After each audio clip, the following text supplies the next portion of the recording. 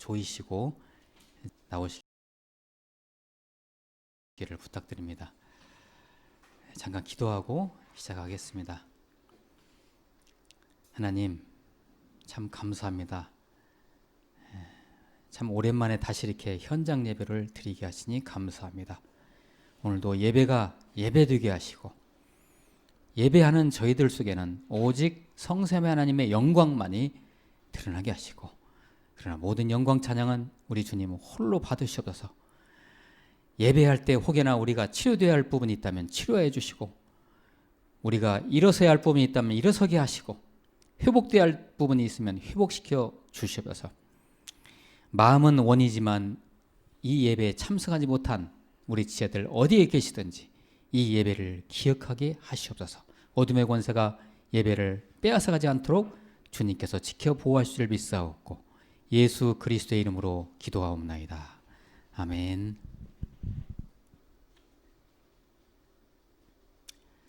자, 여러분, 그 트럼프라는 대통령이 있죠, 미국에. 트럼프라는 대통령 어떻게 생각하십니까? 일단 제 사견을 말씀드리면, 이 방송에 트럼프 대통령이 나올 때 그 모습을 보면 전혀 믿음이 안 갑니다. 리더로서, 한 국가의 리더로서 국정의 방향이 없습니다. 제가 볼 때는 트럼프 대통령은 적어도 우리나라 대통령과 비교할 때 그렇습니다. 방향이 없어요. 거의 딱 보면은 우리 트럼프 대통령은 초등학교 저학년 수준의 어린 나이로 보입니다. 저에게는 딱 초등학교 저학년 수준이에요. 오직 그 사람의 머릿속에는 지금 뭐가 있습니까? 오직 재선, 오직 재선. 탐욕입니다. 탐욕. 국가 지도자는 그런 사람이 되어서는 안 됩니다. 더군다나 그 사람이 그리스도인이라고 하는데 어때요? 트럼프 대통령의 모습에서 그리스도인의 모습을 전혀 찾아볼 수가 없습니다. 그러나 아이러니하게도 이 사람이 대통령이 당선됐을 때, 극적으로 됐지 않습니까? 그때도 됐을 때 이 트럼프 대통령을 밀었던 사람이 누구냐면 미국의 그리스도인들이었습니다. 아이러니가 아닐 수 없어요. 어때요? 과연 트럼프라는 대통령은 그리스도인으로서, 그리스도인의 대통령으로서 한 나라를 하나님으로부터 위임받아 가지고 그 나라를 하나님의 뜻에 따라서 통치하고 있는 대통령인가? 한 그리스도인으로서 한번 우리가 바라보는 거죠. 전혀 아닌 듯합니다. 이제 우리 얘기해 볼까요? 지금 코로나 전국 속에서 살아가는 우리들, 제가 주위에 이렇게 사람들 보면요, 정말 힘들게 살아갑니다. 다들 무너지고 있습니다. 크리스천들도요, 교회 다니는 사람들도요. 억울한 것은 무너져 가면서도 엄청 고통스러워하고 있다. 그런데 여기에 대한 돌파구가 안 보이는 거예요. 이제 고통의 시작일 뿐입니다. 모든 것에 이제 고통의 시작일 뿐이에요. 더 가중될 거예요. 여러분은 어떠십니까? 이 코로나 전국에. 오늘 말씀 4절을 같이 한번 읽어봅니다. 제가 읽죠. 오늘 말씀 4절. 그리스도 예수 안에서 너희에게 주신 하나님의 은혜로 말미암아 내가 너희를 위하여 항상 하나님께 감사하노니, 이렇게 돼 있죠. 하나님의 은혜. 그리스도 예수 안에서 너희에게 주신 하나님의 은혜. 이게 뭡니까? 은혜라는 말이 그리스 말로 카리스라고 합니다. 카리스. 뭐가 은혜입니까? 생명의 그리스도, 하나님이신 생명의 실체가 나와 영원히 함께하는 것이 은혜 아닙니까? 그죠? 이게 바로 임마누엘이라고 우리 얘기하죠. 임마누엘. 이게 바로 은혜죠. 이게 바로 그 믿음이고요. 자, 근데 믿음이라는 것은 특히 신앙이라는 것은요, 저와 여러분 안에 임마누엘 하시는 하나님의 실체가 계시다는 것이 언제 나타납니까? 여러분 항상 물론 인식하시죠? 아멘? 인식하시죠? 주님이 나와 함께 하시죠. 이게 은혜죠. 근데 언제 이것이 더 드러납니까? 인생의 위기 때 드러나는 것입니다. 이게 바로 믿음이죠. 내 안에 계신 그리스도의 정체성이, 은혜로 계시는 그리스도의 정체성, 그 성령께서 언제 더 확연하게 드러나느냐? 내가 내 인생을 살아갈 때 어떤 위기를, 삶의 위기, 인생의 위기, 신앙의 위기를 맞이했을 때 내 안에 있는 그리스도의 정체성이 나타나는 것입니다. 이게 바로 믿음입니다.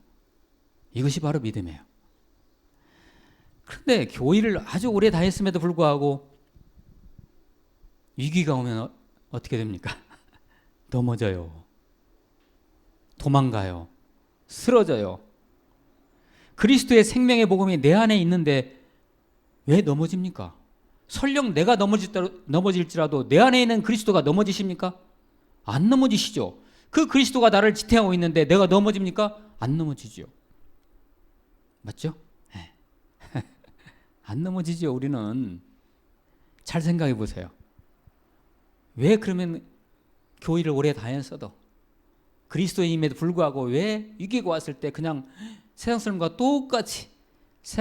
똑같이 왜 넘어집니까? 그것은 생명의 복음을 내 생각으로 받아들이기 때문에 그렇습니다. 그러면 복음을 어디로 받아들여야 돼요? 내 삶으로 받아들여야 해요. 삶으로. 이게 진짜 그리스도인이에요. 다시요. 자, 생명의 복음을, 그리스도의 생명의 복음을 뭐로 받아들여요? 우리가 생각으로 받아들이기 때문에, 우리의 삶이 이원화되는 거예요. 갈라지는 거예요. 뭐로 받아들여야 돼요? 삶으로 받아요. 삶으로 생생하게 내 전 인격으로 복음을 받아들였을 때 삶과 신앙이 분리가 되지 않는 것입니다. 안 넘어집니다. 그런 사람들은. 코로나119가 와도 안 넘어진다. 그런 사람들. 그 생명의 복음을 생각으로만 받아들이니까 이런 넘어지는 현상, 도망가는 현상이 일어난. 그래서 우리는 이렇게 확인하죠. 구원파들이 주로 이런 확인을 많이 하죠. 당신 구원의 확신이 있어? 그러면 다들 그러죠. 아멘. 구원의 확신이 있어? 그럼 아멘. 생각으로 아멘이에요. 생각으로. 그리고 끝나요. 그리고 뒤안길에 가서는 다 넘어지고 자빠지고 그러는 거죠.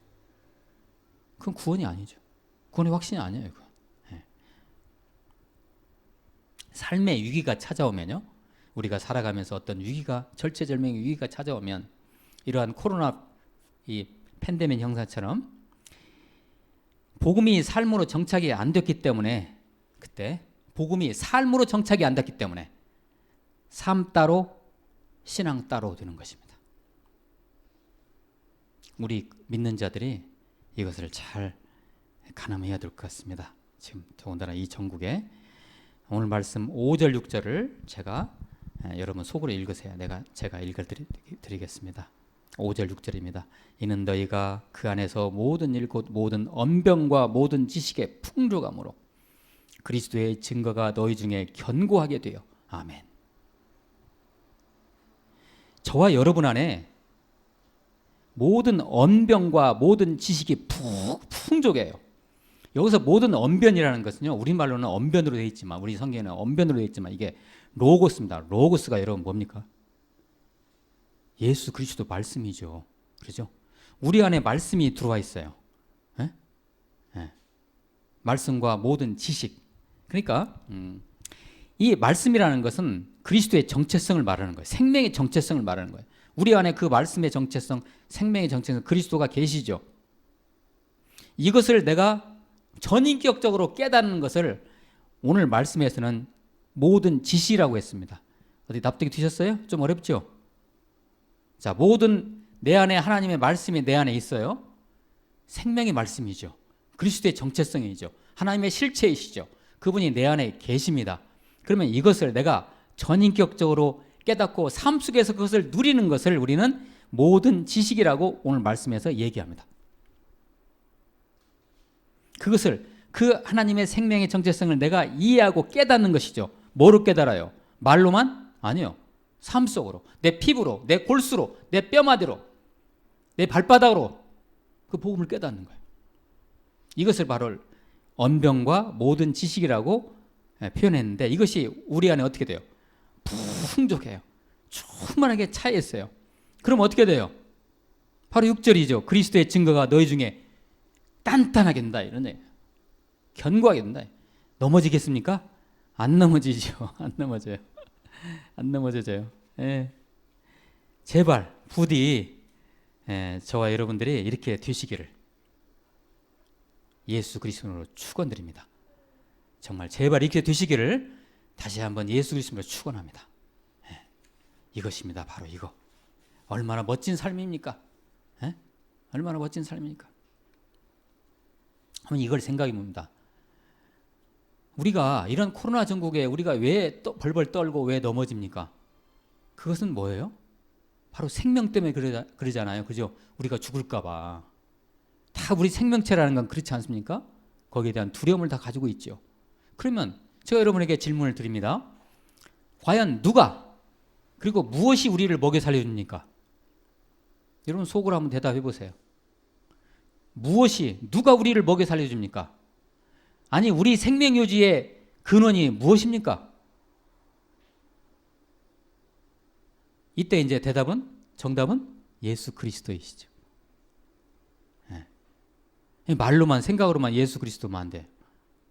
근데 대부분의 사람들은 아니 이 시대에 코로나19 팬데믹 현상을 경험하고 있는 우리 그리스도인들마저도 세상이 우리를 먹여준다고 생각하니까 모든 사람들이 세상의 종노릇하는 거예요. 그렇게 안 되기를 축복합니다. 세상이 1순위예요. 세상이 1순위. 내 직장이 1순위가 되는 거예요. 그 직장이 나를 먹여준다고 생각하는 거예요. 아닙니다. 아니에요. 가시적으로는 그렇게 보이죠. 그러죠. 내 직장이 나 월급 주니까 아니에요. 세상이 우리를 먹여주지 않습니다. 결코. 그렇게 생각하니까 세상의 종로를 하는 거예요. 직장 1순위예요. 교회 안 나가도 돼. 나 오늘 직장 출근하고 있으니까 출근해. 나. 그렇게 생각하는 거죠. 우리 예수님께서 산상수훈에서 그렇게 말씀하셨습니다. 먼저 그 나라와 그 의를 구하라. 그리하면 이 모든 것을 너희에게 더하시리라. 예수님이 거짓말 하셨겠어요? 예수님이 그냥 추상적으로 얘기하셨겠어요? 그럼 대부분이요. 그냥 세상 사람들이나 대충 설프 믿는 사람들이 여기에 대해서 반기를 제기하죠. 아이고 예수님 그건 아니에요. 그래도 먼저 직장 잘 돌보고 먼저 열심히 직장에서 일해야죠. 그게 우선이죠. 예수님은 그렇게 말씀 안 하셨어요. 먼저 그 나라와 그 의를 구하라. 뭘 구해요? 하나님 나라를. 내 안에 있는 하나님 나라 그리스도의 정체성을 먼저 잡으라 이런 얘기예요. 그리하면 이 모든 것을 여러분 직장생활 취업 건강 여기 이것이 다 이 모든 것에 다 해당되잖아요. 그죠? 이 모든 것을 너에게 더하시리라. 할렐루야. 그러나 이 진리의 말씀을 놓쳐버리면 우리의 삶은 갈수록 비참해집니다. 여러분 그렇게 세상에 종노릇하고 사시겠어요? 갈수록 비참해져요. 코로나19보다 앞으로 더 센 바이러스가 등장할 겁니다. 충분히 우리 예상합니다. 그러면 더 비참해지겠네요? 그렇게 살 거예요? 아니에요. 정작 중요한 것이 무엇인가를 우리가 정말 생각해야 합니다. 하나님 앞에서 내가 바로 서는가? 돈 버는 것이 중요한 것이 아니고 무슨 명예를 얻는 것이 중요한 것이 아니고 세상에 무슨 욕망을 채우는 게 중요한 게 아니고 내 당장에 내 육신의 어떤 일을 하는 것이 중요한 것이 아니고 하나님 앞에서 내가 바로 서 있는가? 이것이 가장 중요한 문제예요. 우리 동역자 여러분 반복되는 얘기지만 신앙을 복음을 생각으로 봐드리니까 다시 제가 반복합니다. 생각 따로 삶 따로 삶 따로 신앙 따로 세상의 가치로 질질 노예처럼 끌려다니는 것입니다.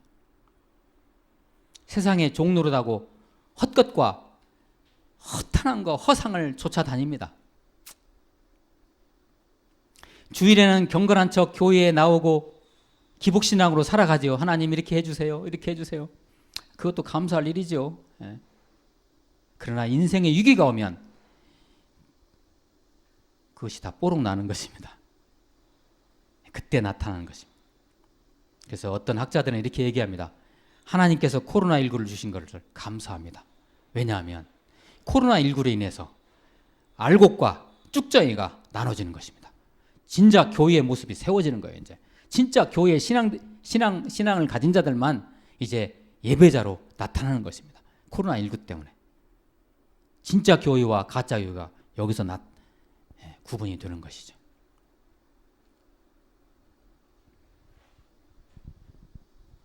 그렇게 겉으로만 그냥 성경책 들고 교회에 와서 뭐 그냥 예배 지는 척하고 그냥 집에 가고 말이죠.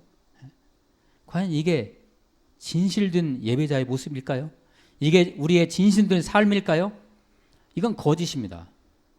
그냥 교회에 와서 마당만 밟고 예배하는 척하고 돌아가면 하나님은 중심을 보시는 분인데 그걸 모르실까요?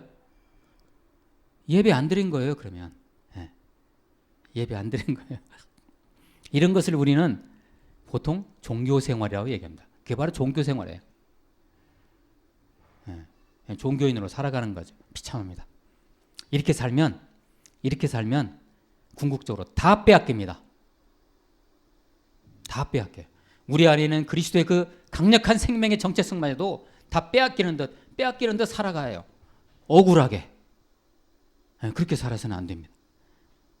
제가 오늘 말씀 7절을 읽어드립니다.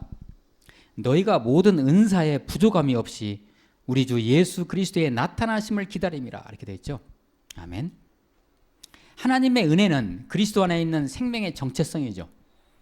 임마누엘이죠. 우리 안에 하나님이 영으로 계시는 것이 이게 우리의 은혜 아닙니까? 이 은혜를 그리스 말로 카리스라고 합니다.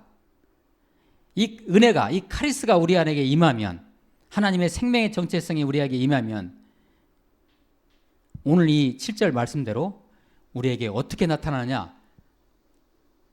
은사로 나타납니다. 이것을 그리스 말로 카리스마라고 합니다. 카리스마. 우리 보통 카리스마라는 말 많이 쓰죠? 하나님의 은혜, 카리스. 이게 은혜예요. 이 하나님의 우리 안에 있는 하나님의 은혜가 이제 우리의 삶을 통해서 뭐로 나타나요? 능력으로 나타나는 것이 카리스마예요. 카리스마. 이걸 카리스마라고 해요. 이걸 은사라고 합니다. 은사. 오늘 말씀에서 은사로 나오죠. 은사. 이게 은사예요. 예언하고 방언하는 것도 은사지만 이게 진짜 은사죠. 이게 카리스마. 여러분 안에 있는 그리스도의 카리스마가 있으면 코로나19가 여러분을 침범해요? 어림도 없죠. 못해요. 이게 우리의 자존감 아닙니까? 우리는 우리 안에 이런 은사, 하나님의 은사가 카리스마로 나타날 때 우리는 결코 환경에 흔들리지 않는 거죠. 환경에 흔들리지 않아요. 이게 우리의 자존감입니다. 다시 말해서 이 은혜가, 하나님의 은혜 카리스가 임하면 우리 안에 은사, 카리스마가 나타나는 거죠. 바로 이때 비로소 우리가 그리스도 안에서 나의 나됨이 나타나는 것입니다. 저기 제가 썼죠. 나의 나됨. 나의 자아가 그리스도 안에서 그리스도와 같이 함께 있는 나의 자아가 나를 통해서 나타나는 거예요. 뭐로 나타나요? 카리스마로 나타나는 거예요. 하나님의 능력으로 나타나는 거예요. 코로나19가 침범해도 안 넘어지죠. 어떤 상황이 와도 끌려다니지 않아요. 그 나의 나됨에 그런 그리스도의 정체성을 가진 하나하나의 성도님들이 모인 곳이 뭡니까? 바로 교회죠. 그것이 하나됨입니다. 그리스도 안에서 나의 나됨이 뭉쳐가지고 교회로서 하나가 되죠. 이걸 갖다가 에클레시아라고 얘기해요. 에클레시아. 구별되어 세워진 교회. 누가 침범합니까? 그 교회를. 감히 어떤 어둠이, 어떤 코로나19도 침범 못해요. 진짜 교회다운 교회는 그래서 이 코로나 전국에서 더 예배로 빛이 납니다. 안 그러겠어요?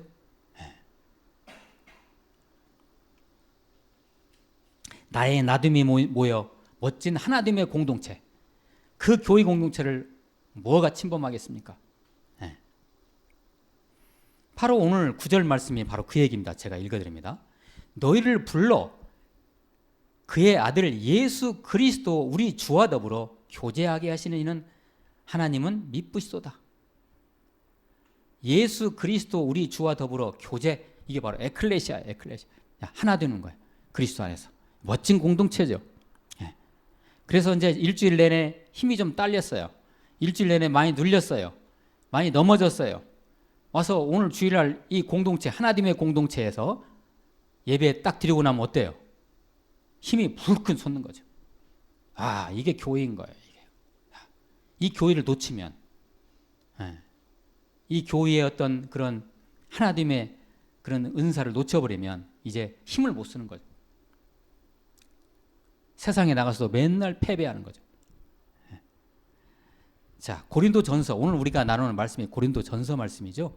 고린도전서는 사도 바울이 개척한 교회입니다. 고린도 교회는 이 고린도라는 곳은 그야말로 세상 문화, 헬라 문화가 아주 창궐한 곳입니다.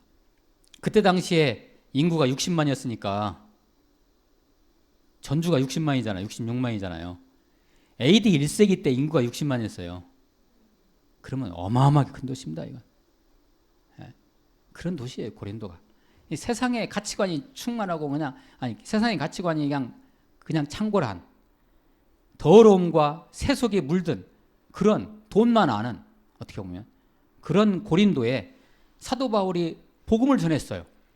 그래서 거기에 교회가 세워졌네요. 그게 바로 고린도 교회였죠. 그런데 사도 바울이 3차 전도여행 때 에베소에서 3차 전도여행 때 와 있는데 소문이 들려요. 사도 바울이 개척한 고린도 교회가 완전히 망가지고 있다 지금. 진짜 복음을 받은 그 고린도 교회가 그냥 성도들끼리 맨날 싸우고, 교회 안에서 믿는 자들끼리 그 안에서 서로 재판하고 우상의 재물을 먹고 교회 안에서 음란한 행위들을 막 하고 다니고, 성도들끼리 동성애를 하고, 고린도 교회가. 여러분, 그 고린도 교회를 개척한 사도 바울이 들었을 때 얼마나 속이 상했을까요? 얼마나 마음이 아팠을까요? 그래서 그들을 권면하기 위해서, 야, 너희들 왜 그렇게 사느냐? 그들을 권면하기 위해서 쓴 편지가 바로 고린도 전서입니다. 그런데 이 고린도 전서는 아주 따가운 책입니다. 그래서 그렇게 엉터리로 살고 있는 고린도 교인들을 향해서 충고하는 편지이기 때문에 따가운 얘기들이 쓰여 있는데, 오늘 우리가 같이 나눈 말씀은 고린도전서 1장이잖아요. 여기는 뭐예요? 그 따가운 말 하기 전에 뭐한 거예요? 축복부터 하는 겁니다. 그냥 축복부터 하고 그 다음에 드디어 이제 따가운 말로 이제 들어가는 것입니다. 고린도 교회처럼 이렇게 교회가 이래도 됩니까? 그럴 수 있습니다. 자, 그러면 저와 여러분도 교회죠. 저와 여러분들 교회잖아요. 그죠? 다 한 사람 한 사람이 우리 교회잖아요. 우리 한 사람 한 사람 교회에 있는 우리가 이럴 수 있다니까요. 고린도 교회처럼 그렇게 될 수 있다니까요. 복음의 능력이 우리 안에서, 우리의 삶 속에서 제대로 정착이 되지 않으면 이렇게 된다니까요. 이렇게 돼요. 그래서 사도는 먼저 그럼에도 불구하고 고린도 교인의 정체성을 다시 확실하게 심어주며 축복하는 말씀으로 오늘 말씀을 시작하는 겁니다. 고린도전서 말씀을. 오늘 말씀이 그런 말씀이에요. 사랑하는 우리 무드교회 동역자 지체 여러분, 제가 호소를 드립니다. 우리 가짜 삶 살지 마시고요. 하나님 앞에서 가짜로 그렇게 하지 마시고, 하나님 앞에서 가슴 속에서의 진심을 담아서, 진심을 가지고 하나님과 교통하며 성실하게 멋지게 아름답게 사시는 저와 여러분 되시기를 축원드립니다. 사망 권세에 이기신 주님을 기념하면서 살아가시기를 축복합니다. 이게 진짜 삶입니다. 이것이 진짜입니다. 그분의 나타나심을 누리면서, 여러분 안에 예수님이 계시죠? 그 생명의 나타나심을 내가 삶 속에서 누리면서, 지금 나의 삶에서 말이죠. 나의 삶의 현장에서 누리며 그리고 그분의 궁극적으로는 다시 오심을 기다리면서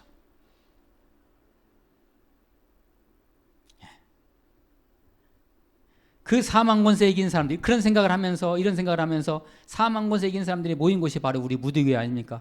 에클레시아. 너무 멋진 공동체죠. 아름다운 공동체죠. 능력의 공동체죠. 그런 공동체에 있는 교인은, 그 교회의 성도들은, 그 교회의 일꾼들은 현실 문제에 붙잡히지 않습니다. 현실에 넘어지지 않습니다.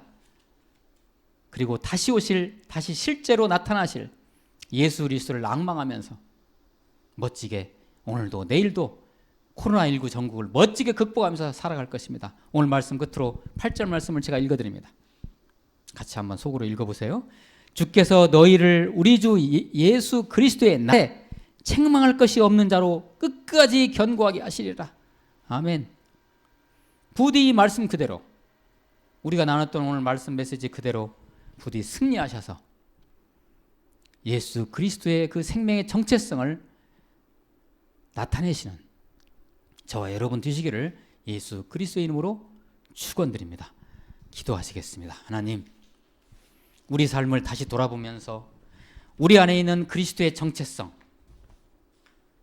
정체성이 우리의 생각으로만 남는 것이 아니라 우리의 삶으로 실질적으로 나타나는, 그래서 우리를 통해서 카리스마가 나타나는, 그래서 세상의 어떤 어려움과 혼란과 어둠도 극복하고 뛰어넘을 수 있는 저희들에게 인도하옵소서, 승리하게 하옵소서.